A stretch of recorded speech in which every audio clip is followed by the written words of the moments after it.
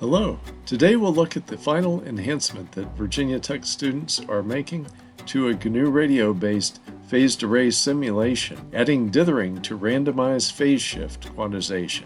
For this assignment, the goal is simply to illustrate the concept of dithering.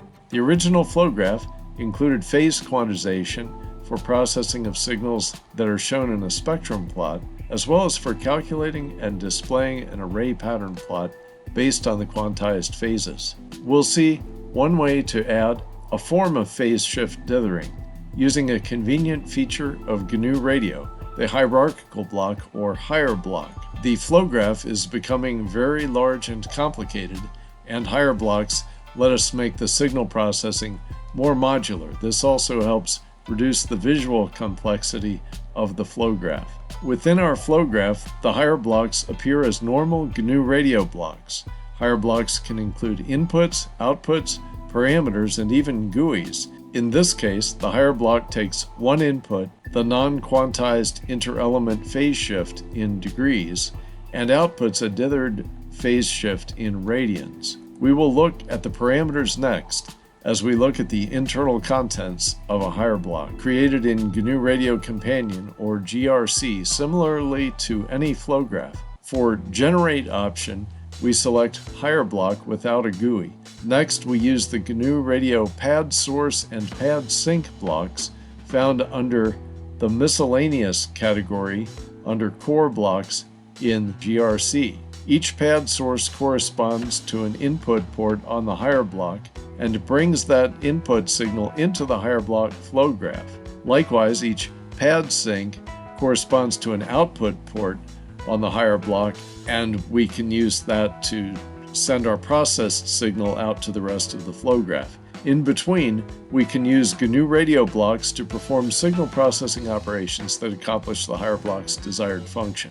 A special type of variable block called a parameter is included in the higher blocks to define variables that can be set by setting corresponding parameters of the higher block that will be editable by the developer of any flow graph that uses the higher block. Our initial higher block is very basic, essentially duplicating the add constant block for a single float input. However, now we can see how to generate the flow graph using the Generate the Flow Graph button in the menu ribbon at the top of the GRC window, rather than the Run Flow Graph icon, which resembles a play button. To make the flow graph available in GRC, we then use the Reload Blocks button, which is a clockwise arrow. Now, a GRC Higher Blocks category will appear in the GRC block menu with our new higher block included in the category. For our phase dithering higher block, we have included several blocks shown here. This allows us to approximate one method of phase dithering that has been shown to be effective in reducing average array side lobe levels. Now we will see the block in action within the array simulation flow graph, where it has been used to generate dithered phase shifts that are used to process the two input signals received by the array and display them in a frequency plot, as well as to generate an array pattern based on the quantized phase shifts. That pattern is plotted using a constellation sync.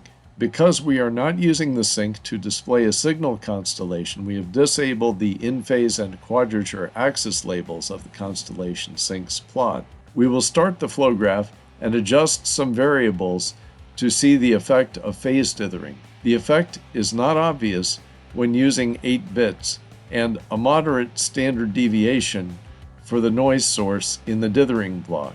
However, when using only a few quantization bits and increasing the standard deviation of the dithering noise, we can see that an average pattern would differ from the ideal pattern without phase shift quantization, as well as from a pattern generated using non-dithered quantized phase shifts, which we can see by setting the dithering noise source standard deviation to 0. We've taken a quick look at a general way to add quantized phase dithering to a phased array. In this case, we used a Gaussian noise source, although uniformly distributed noise could also be used. As mentioned earlier, Our goal was to implement a general approach to dithering. Thanks for your time, and for the students in the class, keep up the good work.